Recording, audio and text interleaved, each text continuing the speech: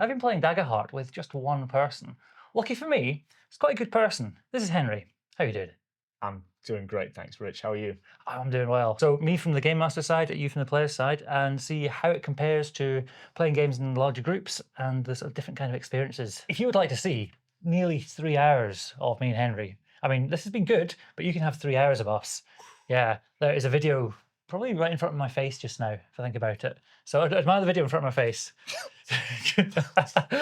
That's me clicking on it. Yep. And you can see Daggerheart Duet, the Ballad of Eltrut. Check it out. It's a good time.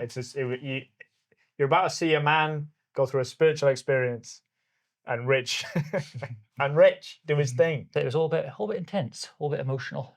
I'm a different man after that experience. It's my worldview has been changed. One of the things I wanted to do before I started was to see what advice was already out there, and I highly recommend the videos by Ginny D and Matt Colville on the subject of running Dungeons and Dragons Duet. So one dungeon master, one player. They got me in the right mindset for this one, where I knew that certain elements of the game would be quicker, some would take a bit longer as well. And finding that balance to make a satisfying game for you, I think in the end worked pretty well. We had the opportunity to dive much deeper into the individual character, for better or worse, but I think mostly for better. For better, yeah. Yeah. But yeah, tell me about your experience of playing TTRPGs and what is your usual experience when you're playing in a large group? So from what I have played, I think it was a pretty intense experience, I think. Because I think it's the first time I'd engaged with it properly. And I have the rules, you laid out the rules and the system very well. That was pretty easy to follow. But I think in the back of my mind was like, am I doing it right? Like, what is right? Yeah. Kind of role-playing game. I suppose as well, because you've got no one to bounce ideas off, or there's no one else to sort of check in with, you can it's almost a bit isolating, I suppose, sort of hoping for the best, hoping that everything's actually going okay.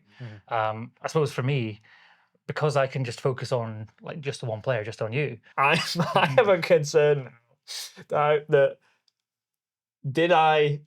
was it just me, and have I revealed very sensitive information about my psyche? Who can say?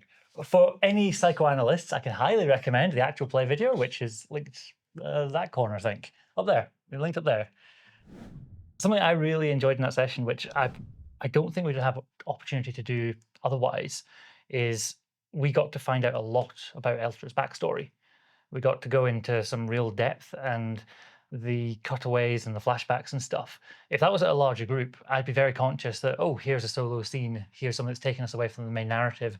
Everyone else is then sitting around getting bored, twiddling their thumbs on their phones all of a sudden. Yeah, I think if I went into that much detail in a group setting, I'd feel bad. I'd feel like I was taking up too much time. Yeah. And also I think, because I hadn't really thought about his backstory, but we kind of improv'd it there and then. And I have found that whenever I've come in with like a plan, like you can't come into improv with an idea. So that's why I was kind of doing that. And also I'm lazy. But I found you're an accomplished improviser. That's right. Henry's an accomplished improviser. Thank you. Thank you. No awards yet, but we'll see. I thought like pre-planning a backstory would be to my detriment, I thought.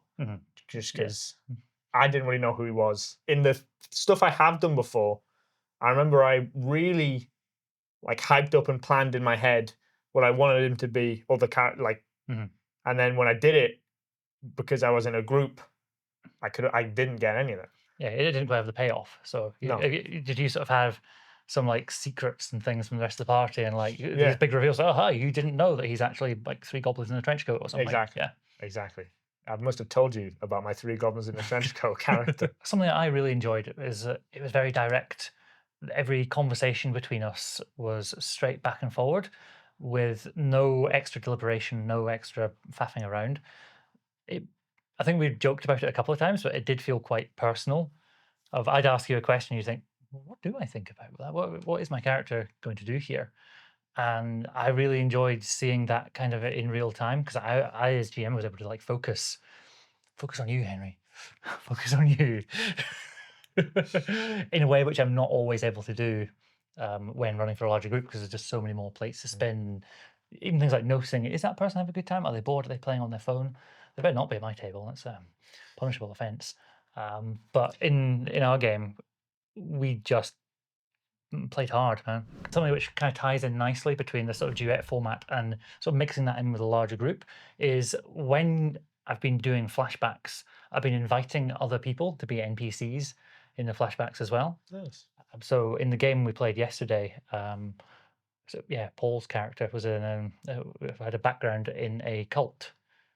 And so I said, okay, we flash back to one of your formative experiences in this cult, the first time you had the first time you went to one of the ceremonies. And I just looked around and said, right, cultist, cultist, cultist. And everyone just started chanting. It's like, oh, Cool. Nice. That's great. But it meant that we had this scene really focused on this character and what they had in their head, but everyone else is still feeling part of it.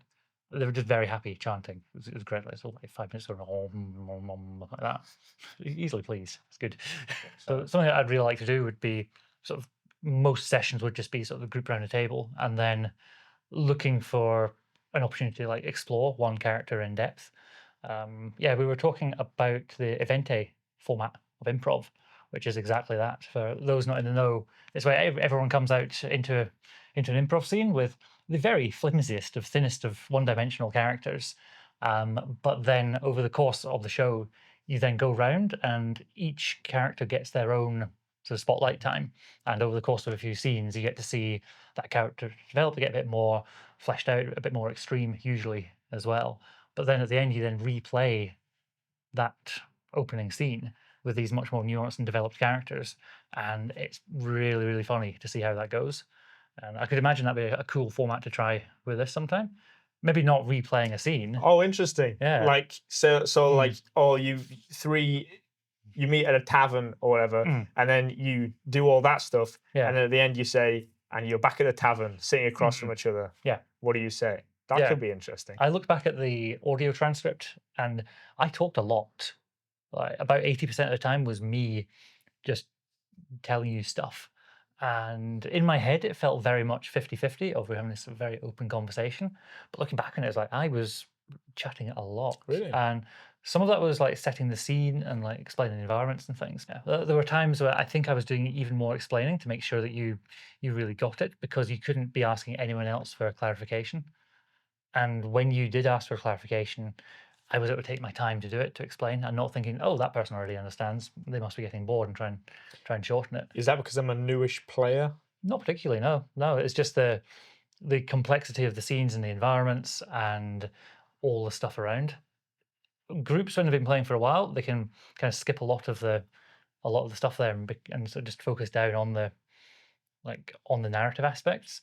But I don't mind at all for any game explaining what does hope do, what does fear do, what's all that. And you picked it up really fast, by the way. Yeah. I was thinking, well, in a book, that's the majority of the text. The dialogue of a character is not a lot. You know. Yeah. So even if they're a protagonist in an adventure kind of story, it's still Sure. yeah.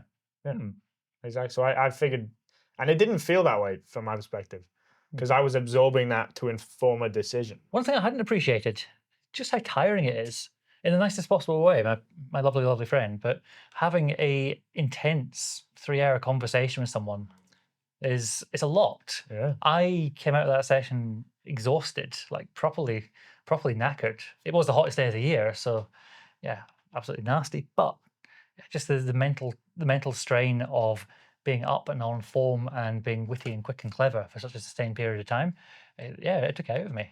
For sure. And I think that's why, well, the 8% thing, probably you felt that more than me. I did feel that as well, I think, because I obviously probably less so than you.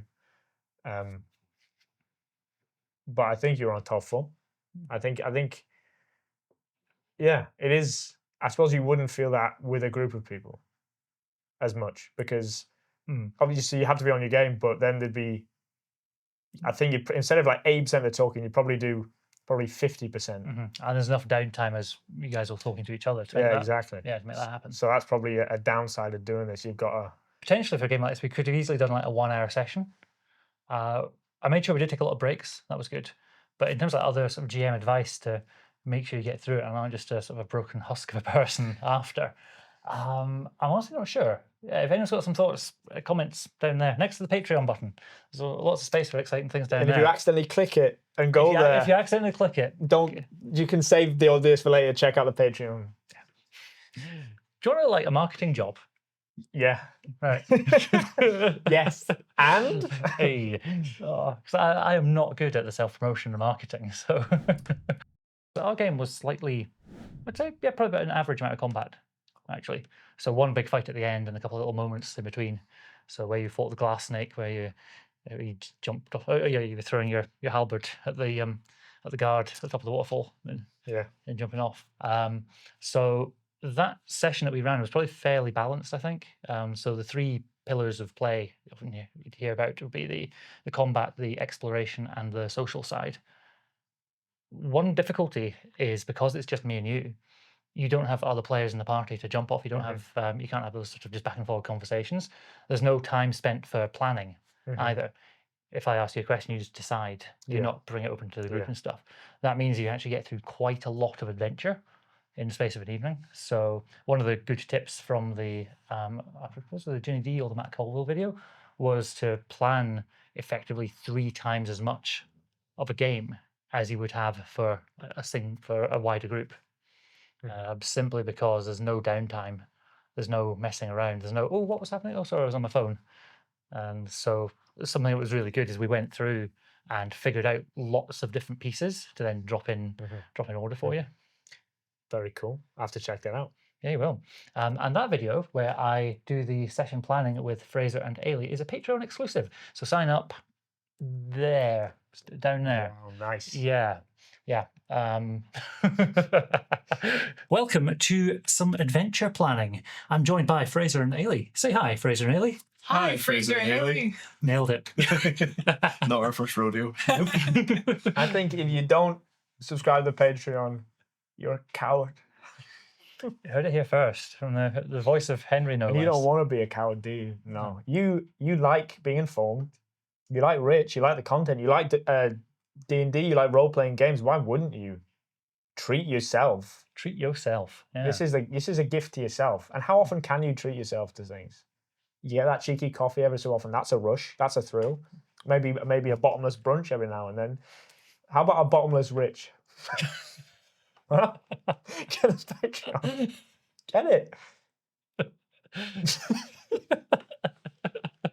Say I was obsessed with combat.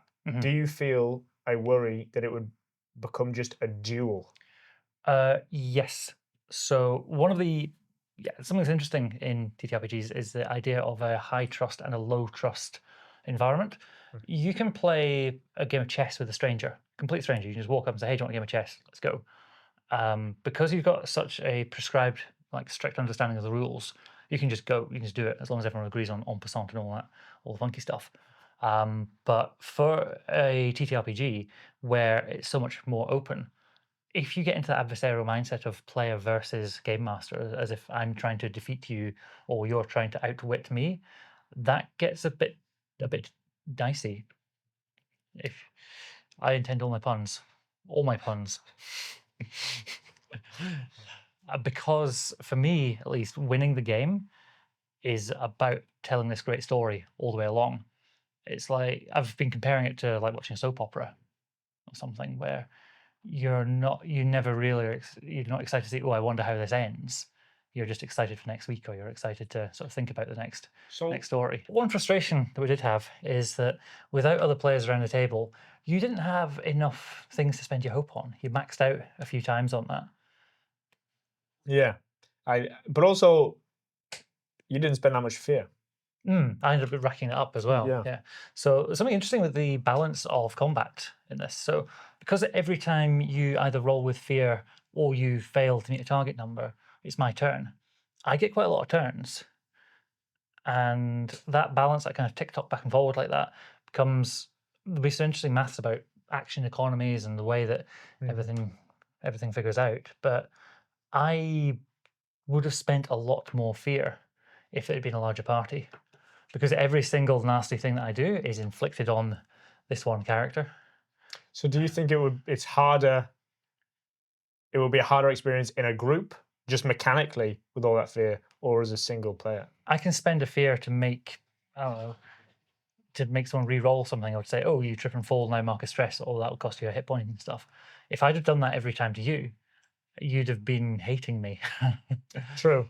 But could you? Do you have to spell? Can you just like rack them off like you're in Vegas? Yeah. So you can spend sort of one per adversary per round. Right. I shouldn't be going. You spend we have 10 moves now. It's gonna mess with you. But you could have given me 5 people to fight and then spent one each turn. Nope, because the action goes back and forward. So if you've got one player character and 5 enemies, only one of them gets a turn in between your actions. The action economy stuff, that's something I'll look at. Maybe a separate video. Try and look at that nuance and balance and see, well, is it fair? Is it not? What changes if you add more players or add more enemies? I feel a spreadsheet coming on for that, and today's not the day. My subclass was Divine Wielder. I'm or Welder. Do I? I'll leave you to determine. I think I wrote Wielder. Yeah, Who it knows? was Wielder. Who knows? But yeah, what was interesting. So you were a seraph, which in other systems is a cleric or a paladin, a holy warrior of a god, or 2 gods in our case, but Samus and Vita as well. You recall. And because that class is all about helping others, healing others, in Daggerheart there's an awful lot of encouragement for teamwork. So you're looking to do a tag team, you're looking to do a combo, you're looking to heal your friend or say something inspiring in order to help folk on in the fight. You had a few cards which didn't really have much utility for you. It was like, oh, you can heal a friend. Like, I don't have any friends. It's in this dungeon. But I would say that pushed me to be a bit more think outside the box in order to use them. Like we met Winfred. Wilfred. We didn't meet Winfred. We met Wilfred. Winfred was from that game we played the other day. It was, yeah. Wilfred, the little dragonfly. Flickerfly. He was fly. That's all I know. Yeah. Met him, became his friend. I think based on my abilities, I would have tried to befriend him no matter what. I think the first NPC. Yeah. That's why I befriended the fourth. Ossian the Fourth. Ossian the Fourth. Yeah. Big skull. That's why I was trying to befriend the cult as well. I think if I had more offensive abilities, it would have been far easier to just be like, all right, I'm just gonna fight everything. Just fight everything. Oh, that's interesting. So if you'd have been like a warrior class or some sort of barbarian or something, that's all about the smash. Sure. Or even just a seraph that was, if you can have the more offensive. Yeah, well, I chose your cards for you. So we could have had ones which were just all about the fighting. But I thought it'd be interesting to give you ones which relied on the social side a little bit as well. And it's maybe a bit of a look behind the curtain here, but I deliberately set it up so that you would have people to talk to in this dungeon. That it wouldn't just be you just sort of fighting against unknowable hordes of skeletons or whatever. No, this is where I think my psyche comes into it, because I think I'm probably quite I would rather talk my way out of a conflict. The class of Seraph was always going to be a bit more challenging for a solo game because you didn't have anyone to heal and you don't have anyone to bounce off. We missed out a couple of the abilities that groups have in games of Daggerheart. So there's one called the Tag Team, where you and another player, you can spend 3 points of hope in order to do basically a double team, so double punch on someone. It's really cool. So that's a highlight of a game, especially doing a boss fight or something. So you kind of missed out on some of that. But I don't think the game felt thin or weak because of that. I don't feel like we were missing anything. We don't feel like, oh, this isn't fun. I wish we had more to play with there. And that was one of my worries going in, that you'd struggle to find uses for your skills and abilities. But I don't think that was a problem. I think you maxed out on hope once. Oh, yeah, multiple. Yeah. Part of that was because I wasn't pushing you hard enough, because I could have made you take stress and make you have all kinds of different problems. But I think if we played again, you could go a bit harder on me. I think for my you were down to 1 hit point. True. I mean, to be fair, I needed a song to bring me back.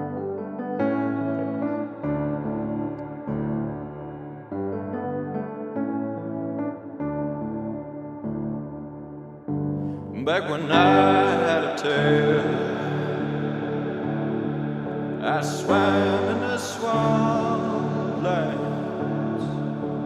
You said, come on, man. There's a better way to live. It has changed my life forever, and I need to get back at Jack somehow because of that. We'll find a way. I've got a violin. I love how aggressive you're saying. It's like, Yeah, God, I'll treat you to a nice song. Yeah, I'll serenade you. Oh, I'm gonna serenade you. I'm gonna serenade you. Yeah. Your ears will feel nice.